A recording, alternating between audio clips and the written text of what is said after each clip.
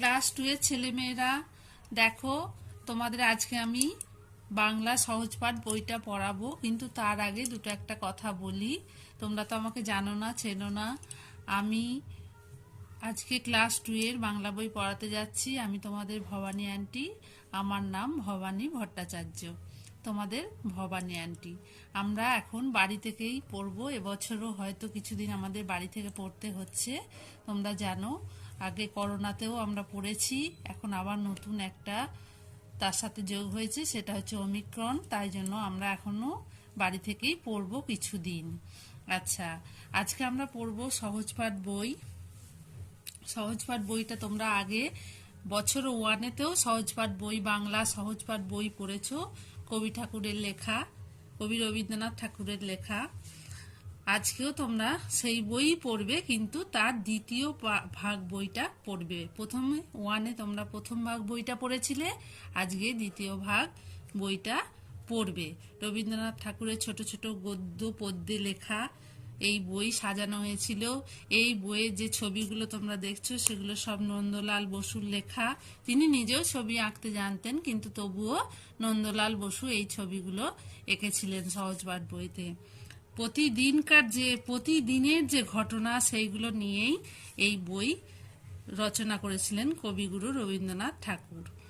আর আর আমরা প্রতিদিন বর্তমান শিক্ষার মানবিক দিকটা অনেকাংশে উপেক্ষিত হয়ে যাচ্ছে, কিন্তু তবুও কবি যে বইটা লিখে গেছেন, সেটা আমাদের এই বাস্তব প্রতিদিনকার ঘটনা নিয়েই সাজানো। তাই এটা শিশু শিক্ষার একটা কালজয়ী গ্রন্থ। আমরা আজকে পড়ব সহজ পাঠ বই। করোনার জন্য আমরা বাড়ি থেকেই শুরু করছি। এবছরও আমরা 2022 সালে প্রথম আমরা শুরু করছি আজকের দিনে সহজ পাঠ বই। পড়ো তোমরা। বাদল করেছে মেঘের রং ঘন নীল, ঢং ঢং করে 9টা বাজলো। বংশু ছাতা মাথায় কোথায় যাবে? ও যাবে সংসার বাবুর বাসায়। সেখানে কংসবধের অভিনয় হবে। আজ মহারাজ হংসরাজ সিংহ আসবেন। কংসবধ অভিনয় তাকে দেখাবে। বাংলাদেশে তার বাড়ি নয়, তিনি পাংশুপুরের রাজা। সংসারবাবু তারই সংসারে কাজ করেন। কাংলা, তুই বুঝি সংসারবাবুর বাসায় চলেছিস? সেখানে কংসবধের সং সাজতে হবে। কাংলা, তোর ঝুড়িতে কি? ঝুড়িতে আছে পালং শাক, পিরিং শাক, ট্যাংরা মাছ, চিংড়ি মাছ। সংসার বাবুর মা চেয়েছেন। আজকে আমরা গল্পটা পড়লাম। এই গল্প থেকে আমরা অর্থ, বিপরীত, বাক্য রচনা, বানান শুদ্ধ করে লেখা, বানান সাজিয়ে লেখা, এগুলো সবই আমরা শিখবো। এছাড়াও শিখবো ছোট ছোট প্রশ্ন উত্তর। বাদল করেছে মেঘের রং ঘন নীল। তাহলে মেঘের রং ঘন নীল কেন? বাদল করেছে, তাই মেঘের রং ঘন নীল। আবার অন্যভাবেও বলা যেতে পারে যে মেঘের রং কেমন, তখন আমরা সেই প্রশ্নের উত্তর দেব মেঘের রং ঘন নীল। ঢং ঢং করে 9টা বাজলো। প্রশ্ন হতে পারে যে ঢং ঢং করে কটা বাজলো? ঢং ঢং করে, তার উত্তর হবে ঢং ঢং করে 9টা বাজলো। আবার এই লাইনটা দেখো, অন্যভাবেও প্রশ্ন উত্তর আমরা তৈরি করতে পারি। সেটা হচ্ছে 9টা বাজলো। 9টা বাজলো কেমন করে? 9টা বাজলো ঢং ঢং করে 9টা বাজলো। বংশু ছাতা মাথায় কোথায় যাবে? ও যাবে সংসার বাবুর বাসায়। তাহলে এখানে একটা প্রশ্ন অলরেডি রয়েইছে। দেখো, বংশু ছাতা মাথায় কোথায় যাবে?